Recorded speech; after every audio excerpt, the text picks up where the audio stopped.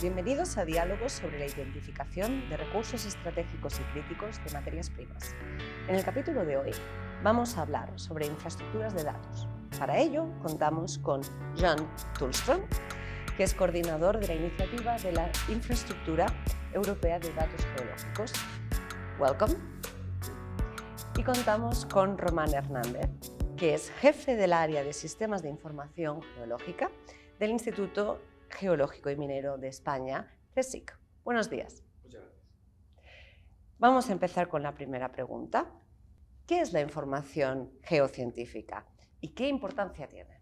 A ver, la información geocientífica es toda aquella información que está relacionada con el terreno, que tiene una componente espacial, que se puede ubicar en el terreno y que tiene un significado científico para la comunidad científica.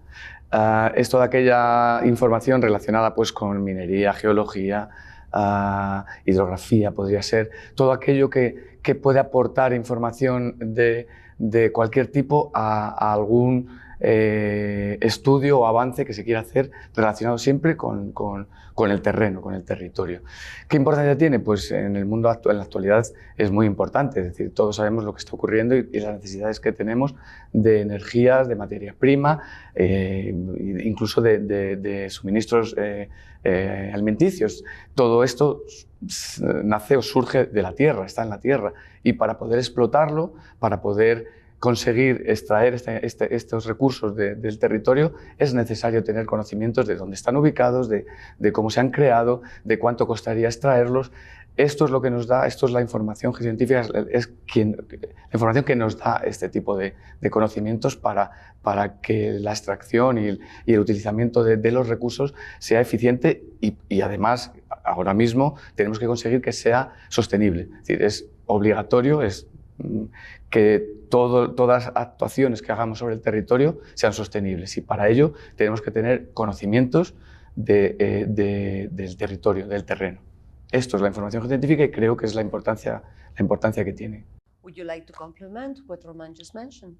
Yeah, I think it's also important to be aware that the subsurface is very important for, you could say, taking care of some of the things that are results of the use of energy resources. One example is that it's possible to store CO2, so extract CO2 from the atmosphere or from factories and put it back into the subsurface where it actually once came from in the form of hydrocarbons. Now it has been turned into CO2, but we can actually use the subsurface to get rid of it again. This is a relatively expensive technology, but it is possible. The subsurface can also be used to store energy, so store heat, for instance, as a kind of battery, you could say, but not an electric battery, but storing the heat for later use. So it's not just about extracting things from the subsurface, it's also about using the subsurface for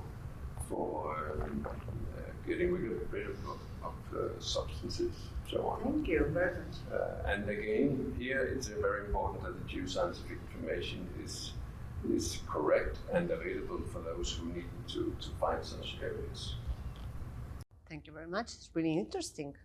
La diseminación que habéis mencionado ¿debería ser una prioridad para los servicios geológicos? It certainly is a very high priority. Many of the geological surveys have been operating for more than 100 years, and all the time we've been collecting vast amounts of data. And these are, of course, first useful really for the whole society if it's available to others than just ourselves. So more and more we are focusing on making the information available in the different forms that is useful for different user groups.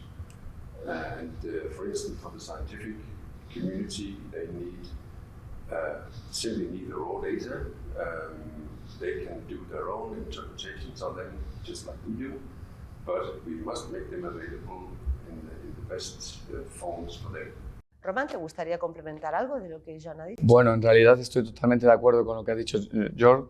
es prioritario, es una labor fundamental para los servicios geológicos difundir esta información, puesto que, por ejemplo, el IGME-CSIC llevamos 175 años recopilando información, y si esta información no está disponible al público, no se disemina, no se difunde, es como si no existiera.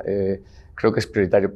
Pero además hay una componente añadida, es decir, en Europa pues hay 25 o 30 países que pertenecen a EuroGeoSurveys, y cada uno tiene sus sistemas y tiene su información almacenada en sus formatos y en sus modelos de datos. Para conseguir que esta información sea útil a los ciudadanos y que puedan fácilmente pasar de un país a otro sin tener muchas complicaciones, esta información debe estar armonizada. O sea, no solo es difundir la información, sino difundir la información basado en un modelo armonizado entre todos los países que componemos bueno, pues el EuroGeoSurveys o el continente europeo o la comunidad que sea.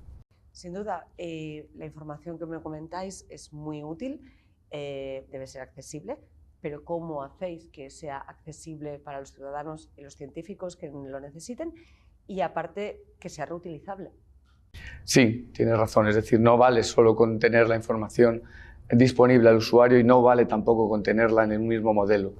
La información tiene que ser fácilmente utilizable, y para eso hay un concepto que usamos o que existe en Europa, en los nuevos proyectos europeos, que es hacer que los datos sean FAIR. FAIR es el acrónimo de Findable, Accessible, Interoperable and Reusable, es decir, encontrable, accesible, interoperable y reusable. Estos cuatro componentes hacen que la información puesta a disposición de un usuario siendo FAIR sea perfectamente utilizable por cualquier usuario sin conocer exactamente qué contiene la información. ¿Qué significa que una información, que unos datos sean findable, encontrables? Pues básicamente es que los puedas encontrar de manera sencilla en Internet. ¿Cómo se consigue que los datos sean findable? Con metadatos. Metadatos es información acerca del dato en sí, es decir, cuándo se construyó el dato, quién lo construyó, qué extensión geográfica tiene, qué extensión temporal. Tú conociendo el metadato, sabes si el dato te va a ser útil. Para que un dato sea encontrable, tiene que tener un buen metadato, y hay que crear ese metadato. La segunda parte, la accesibilidad, es conseguir que el usuario sepa cómo acceder al dato. Es decir, por poner un ejemplo, si una página web cambia de nombre o cambia de URL, mañana no podrás acceder a ella. Tiene que tener unos nombres permanentes en el tiempo y perdurables. Esto es lo que hace que la información sea accesible. Perfecto, muchas gracias. John, would you like to contribute to? Yes, maybe I can say something about the interoperability. This is something which is very important, because those who will be using our data, they will also use data from other sources. Maybe they have done their own work, or they are receiving information, data similar from other sources. And then they need to have these things work together.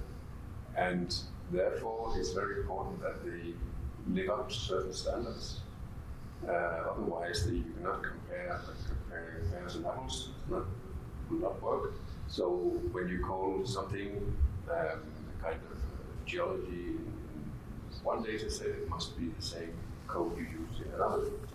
So standardization is very important, and there are international standards that we are living up to.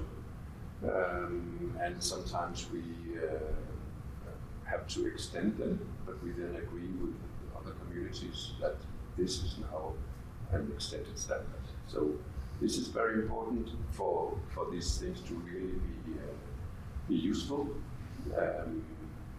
The last of these concepts is reusability, meaning, again, as I said before, for instance, the scientific community, but also the industry, will very often work further on the data. They may even want to disseminate them onto other user groups.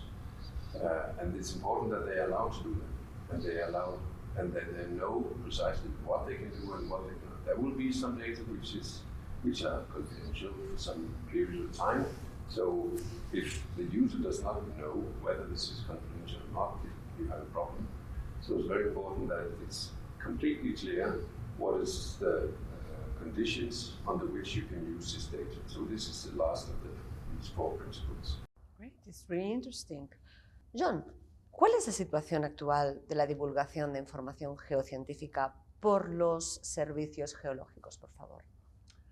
Yeah, the fact is that we have actually, fortunately, been working together on these topics for quite some while now. Let's say in the last 10-15 years, we've really focused very much on, at a pan-European scale, to work together in projects, almost all of them funded by the European Commission, where we have, without having this concept of fair, we work towards being fair for many, many years.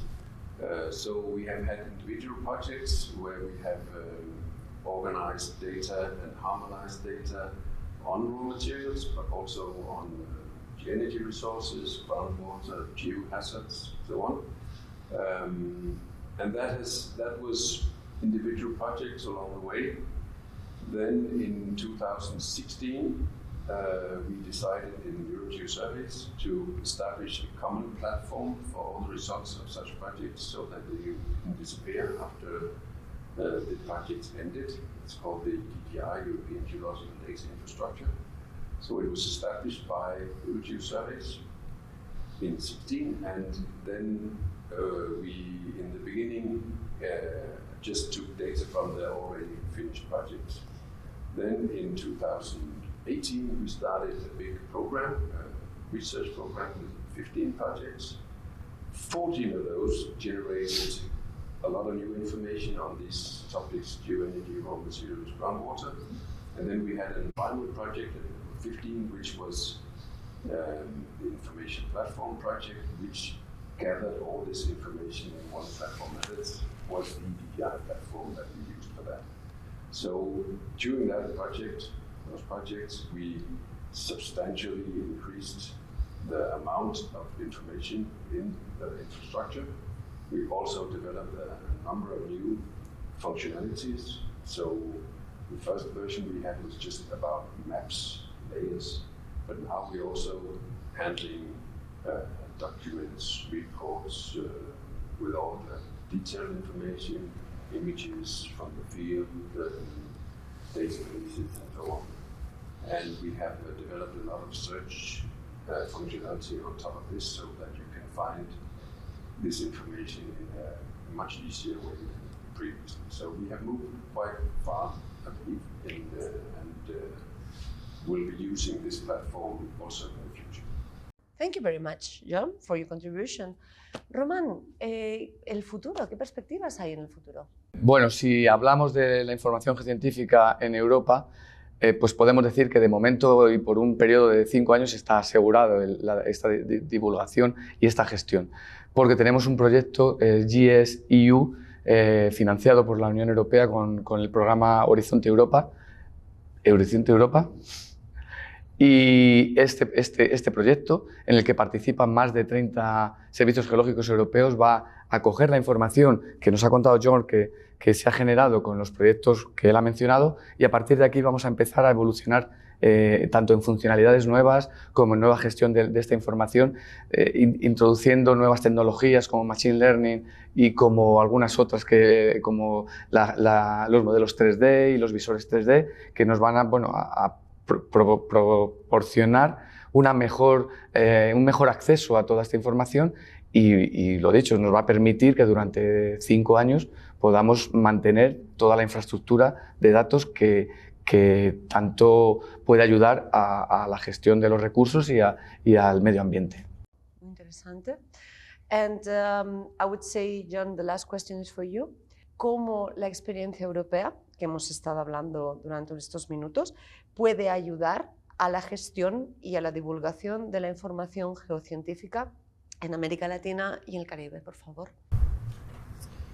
I think it's very obvious that the situation that we are facing in Europe and Latin America, Caribbean areas are very similar.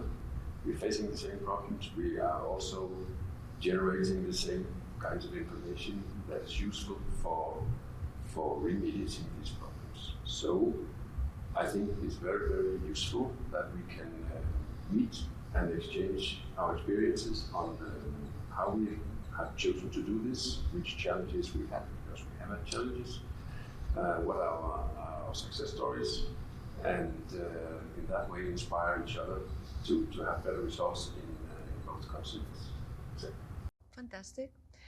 Gracias a los dos, muchas gracias por vuestro tiempo, por vuestros comentarios, vuestra contribución.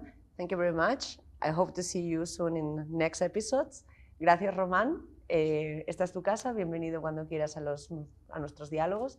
Muchas gracias por estar ahí otra vez en nuestros diálogos y nos vemos en la próxima.